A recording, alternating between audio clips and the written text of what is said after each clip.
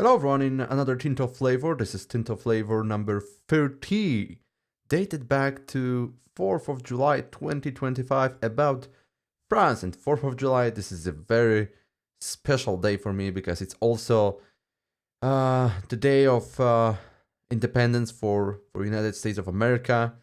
I'm not American though, but it also means something else to me. So I'm genuinely curious about France. The main question at the very beginning is how hard it's going to be playing as France, because based on one of the development diaries, I guess, about onboarding systems, was it development diary? I mean, you know what I'm talking about. So I'm sorry, that was a quiz. So in the quiz, at the very end, we had information which countries are recommended. And as far as I remember, France is actually supposed to be the advanced country with military focus. So yeah, it might be quite challenging to play as France. Of course, tryhard so-called content creators, they will tell you that it's overpowered, like most of the big countries, big nations in that game. So they are either overpowered or underpowered in general, and that's always the case. So finding the proper balance, it's hard. Historically accurate, of course, that bigger nations are simply stronger. It's just normal. I can think of the countries which are quite big and they weren't powerful. Even Poland, which sacked later, was still quite powerful till I don't know 17th century. So yeah, the bigger, the better. Usually, sure, it's not always the case, right? But usually, that's the point. Either way, let's start reading. So the time is supposed to be like 25 minutes today, as usual. Hello and welcome one more Friday to Tinto Flavor, the happy days in which we take a look at the flavor content of Europa Universalis 5. Today we'll take a look at France. Let's start without further ado, and there's always a interesting note about France, the historic perspective. The death of King Charles IV without a male heir in 1328 marked the end of Capet rule over the Kingdom of France, resulting in coronation of King Philip VI de Valois, a relative from a former cadet branch of the dynasty. Oh, I got a message, sorry. However, it has been contested by King Edward III Plantagenet. Plantagenet? I think it's a very French, so I guess so it's Plantagenet of England, on the pretext that while the Salic law of France forbids the passing of the throne to a female successor, it does not forbid the inheritance through a female line, as the son of Dame Isabel, the she-wolf Capet, the last living sibling of King Charles IV, King Edward III might claim the throne of France as his birthright. Yeah, that's a very peculiar situation.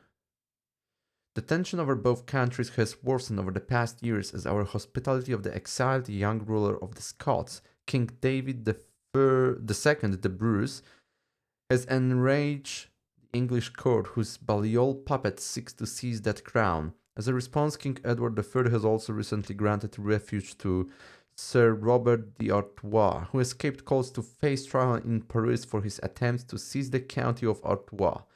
There are rumors that Sir Robert is even encouraging the disgruntled King Edward III to press his claim to the throne of France militarily. Well, obvious choice always. Should relations continue to deteriorate towards a boiling point, King Philip VI may require the support of his subjects, although more than one ambitious appanage hailing from the old royal line may seize on the opportunity to demand greater privileges, proving a greater threat to the stability of the crown than any invading claimant. The upcoming years will be consequential for the future of France, having to face the external English menace and the proud French lords at once. Will the country fall to the fake pretenders or emerge as the main power in Europe? Alright, so that's the historical background. Let's continue with just normal stuff. A cool new feature of Europa Universalis 5. We have a fixed DNA system, so certain important historical characters have their faces prescripted to look as close as possible to their historical portraits. Yes, of course. Yes, of course. Just show me Napoleon, please. Okay, can we find it here, by the way? I hope so. Let's see. Where are you, Napoleon? Great general. The emperor, by the way. Show me that. Okay, he's not there. Don't tell me it's not there. Oh, you are scared showing him, right? I'm pretty sure about that. Of course you will not show him now. Because he look like an asshole. Like a nerd. Alright. Okay, it is what it is. We have already implemented this for important starting historical rulers, such as Philippe VI of France and other important characters that can appear via event. For example, Martin Luther. Yeah. Well, really, come on. So you say that there are some fixed DNA, I mean, there is a fixed DNA system, which means that you want to recreate as much as possible the historical characters and their faces, their pictures. So why didn't you use 2D paintings, like some kind of art style? But you went for the path of 3D models, which suck. That's it. I still don't get it. Like, I can't believe that people don't see that, like the developers, and they think that it's better. It's not. Come on. The problem is that not enough of us can complain on that. I mean, we can, but we don't do that, right? So there is no pressure. If there is no pressure, there's no need to change that. So we have to rely on modders and hope that they will remove those and replace them with something else, or even they can just remove them completely. I don't give a shit. But it kills immersion for me, honestly. If that's a historical game, I prefer the historical perspective. I don't need 3D models recreating them. That's somewhat similar to black and white pictures from the past. I don't need to colorize them. I can live with them when they are black and white because I know that they are old. I don't need anything else from that. Of course, they look nice if they are colorized and resolution is increased. That's fine, but it doesn't change them completely. Here we have those ugly 3D models which are taken like from Fortnite or so. I'm not saying Fortnite is bad, but this is something else. I mean, the audience is different. I believe that average Europa Universalis player is much more mature. Don't get it wrong, guys, but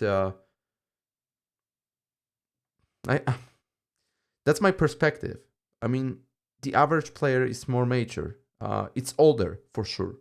So, and also, even if you have a kid, like 12 years old man or girl, whatever, I think he's also mature enough that his decision to play that game, that's already very mature. So he's going to accept the fact that there are so 2D paintings, like he can live with that. I mean, if he's historical geek, I'm going too deep into that. If he's a historical geek, right? He knows how those men and women from the past looked like, and he would like to see the paintings. I mean, the beautiful paintings, some kind of art style, and he would be glad with that. And he has to deal with Fortnite-ish characters, the cartoonish characters. Actually, the King Philip VI de Valois looks decent, but if we take a look at some other characters, they look absolutely ass. So I don't get it. Either way, let's continue. Oh, that's annoying. Okay, so we have Kingdom of France, we have King Philip VI de Valois. He's ass as well. Yeah. Primary culture Francian. We have some basic information about the Kingdom of France. Almost 6 million pops or people. Some decades. 39,000 levies, I guess. No sailors though, which is interesting. And then we have cultures, religion as well, mostly Catholicism, which is fine. And then some other information about treaties and so on. What's that? Kingdom of France, country, ruler, her. We have the capital. Very basic information. That's very readable, by the way. I like that. It's simple. As usual, please consider all UI, 2D, and 3D art as work in progress. Yeah, 3D art. Alright, so that's the terrain map. Here we have no clue what's that. This is just a political map mode, but that's a different one. France is already the biggest country in Europe in 1337. So I've opted to share with you 3 zoom levels today. In the second one, you can see how the forts look like at this moment. Oh, so that's the same map mode, but just zoomed in. All right, that looks very nice. It's so detailed. Look how many provinces we have in that game, and it's only France. Holy God, this is immense work. It's incredible, huge. So yeah, that's how France looks like. I believe that the most intense color is the one belonging directly to King of France, King Philippe. Other parts are simply subjects, and also some of them seem to have different colors, so I guess that this is a different type of subject then to discern them more easily. Either way, it means that France is somewhat splitted, so there is a lot of work to do with your subjects. Definitely a lot of work if you want to incorporate them. All right, that's how it looks like. It's pretty cool. I cannot tell you whether it's historically correct or not, but I suppose so. Oh, the diplomacy of France is quite interesting at the start. So we have that's England, that's Brittany, might be Holland, and then we have some other members. I have no clue what are those. That's a Castile. No clue, guys. I'm sorry. I can't tell you anything. I'm pretty sure that's England. That's Holland. Or maybe Brabant. I don't know. It doesn't matter. But yeah, there's a lot of relations, different treaties. That's quite complex, which is cool. This is what kind of map mode? This is a relations map mode. Doesn't say though. I believe it means that we are at truce with England, and Scotland is also somewhat connect. Oh, this is the flag of Scotland. So this is the defensive alliance or the guarantee of defense or guarantee of independence for Scotland from us. Might be true. Yeah, I'm just guessing. It doesn't matter. Some of the subjects are regular vassals, while others are a unique subject type, apanage. All right, so yeah, I guessed correctly that we have different type of subjects. Apanage. I'm very sorry for butchering my French. So rules: overlord will annex subject if they have no heir when the ruler dies. Subject cannot cancel these relations on their own. Fair enough.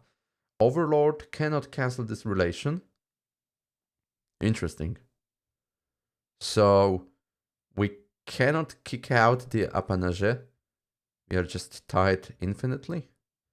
Subject strength impact on Overlord is 33%. Annexation limits. Subject can be annexed at +2 progress each month. Subject can only be annexed after 15 years. That's not too much. Subject can only be annexed if they got at least a +200 opinion of Overlord. Alright. And building rules. Overlord can build resource gathering operations, so-called RGOs, in subject's location. Okay, that's cool. That's very cool. Overlord can build roads in subject's location. Nice, I like that. Overlord can build buildings in subject's location. Nice. So basically, we can treat that land as our own. Is there any chance we can actually lose that land in any way than war with some external nations? Diplomatic rules. Subject is limited by Overlord regarding diplomacy. Subject is allowed by Overlord to start their own wars. Alright. That's interesting. Question is how AI manages that. Are we also supposed to defend them in case of offensive war, or actually support them in case of offensive war? In case of defensive war, I believe so, but what about offensive wars? Subject gives overlord food access, whatever it means. Appanages are a type of subject that represents lands ruled by a cadet branch of a ruling dynasty. An appanage will grant additional legitimacy at the cost of decreasing stability. Pays reduced vassal fees to the overlord and joins the military campaigns of its overlord. Alright, so they will join me. Always, I guess.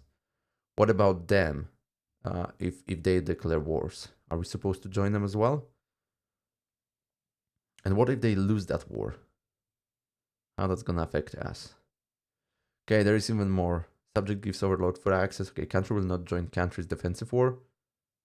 Okay, country will join country's offensive wars if it has not been granted temporary exemption from offensive wars through the 100 Years' War situation action. Demand autonomy from the Kingdom of France. I don't know what it means. So country will not join country's defensive wars. Which is which? Like, does it mean that overlord will not join country's defensive? I mean, overlord will not join subject defensive wars, or subject will not join overlord defensive wars. And same case here. I have no clue, honestly. Right, we can continue then. Benefits for overlord: crown power decreased, stability decay increased, monthly legitimacy plus 0.03. Subject pays 20% of income each month to overlord. Subject spreads plus 50%, embraced institutions to capital of the overlord. No clue what it means. And then benefits for subject: manpower plus 15%, max control plus 3%, monthly prestige plus 0.10, efficiency of our cabinet plus 15%. Our cabinet, which does it mean subject's cabinet? And overlord spreads plus 50%, embraced institutions. I have no clue what it means, so let's skip it. As it's the starting situation of its government, so we have crown, only 7% control. Wow, that seems to be quite low. Then we have noblesse, 75%. Holy shit, that's... I mean, it means like they have full control over the country. Then it's clergy with 10%, that's fine. And bourgeoisie, no clue how... I'm sorry, I'm butchering it again. It's only 4%. Bourgeoisie is basically burghers, I guess. And then we have commoners or peasants, whatever.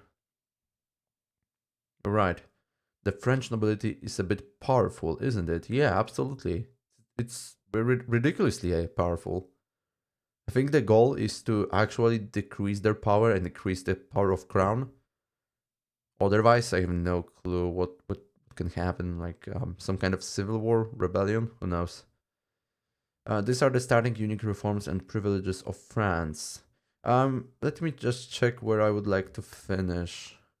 I have around 18 minutes. Man, there's a lot of events for them. Holy shit. We don't need to go through all of them though. Okay, let's go back. Where we are here. So we have French feudal nobility, which is the government reform. I'm not going to go through those statistics and other elements because it doesn't say much to me. We can read the description. Feudalism has a tight grip on the French court affairs. Powerful nobles and autonomous decentralized subjects have unprecedented amount of freedom and say in our internal administration. This is, by the way, interesting topic. So whenever I watch something about, for example, 100 Years' War, I was always wondering why it was so hard for France to assemble the unified army against Great Britain. England back then. Because I thought that, well, I see France, right? There, I mean, France is huge. There is, of course, a lot of subjects, vassals, or those appanages, whatever. But I can imagine that there's a lot of levies to be assembled. And they always struggled to create one large unified army. And I guess that they could easily defeat England if they could unite under a single banner. that was very peculiar to me. And I think I understand it right now. Why was that? Um, that was because of the nobility and their control over everything. So if your life is good and you need to decide between going to war and possibly die, it's always a chance you will die, or just live where you are, and you can always accept English rule, um, their needs, like you know, you may pay something for them if they actually conquer your land, but they will accept you. They will not butcher you. I mean, there's always chance as well, but I don't understand why nobility wasn't really willing to fight against England. I don't know whether that was the case actually, but that's something which comes to my mind. Who knows? Okay. Ancient French taxation. That's another government reform. Uh, Historically, taxes have been imposed on and collected in times of need, not by a regular occurring system. Interesting. So that decreases taxes by 15%. That's a lot. Huh. Quite curious. Alright, next we have great offices of the Crown of France. Plus 200 power? Percent power. Holy shit, that's ridiculous. The most important governmental offices within our central administration are reserved for the nobility within our realm. My lord. I don't think it's something you want to actually turn on. State privilege. It might be actually already there. Yeah, it's there. Look. Yeah? Yeah, it's there. Look at that. It's already active. That's why they have so much control. Alright. So the goal is to revoke that one. Oh, they will be very unhappy with that. Okay, next we have Vieux Franche. Estate privilege. For who? That's again for nobles? Are you serious? Several of our market towns have grown tremendously in size during the last few decades. As such, they've developed a level of autonomy, transforming into something that eagerly resembles free cities, leaning towards a decentralized approach in governance. Huge. Right, what's next? It's Flavour named Parliament, the Etat Généraux. Wow, what a French. Alright, so this is the Parliament. I have to check how to pronounce that as well. And then we have a bunch of unique advents, of which I'm going to show one per age as usual. And I already see there is a lot of military ones, and I like them. I already like them. Okay, I have 23 minutes, so this is the perfect moment to finish and continue in the part 2. Looks like this one, I mean part 2, will be focused on military affairs of France, which is very nice. I mean, to some degree, of course.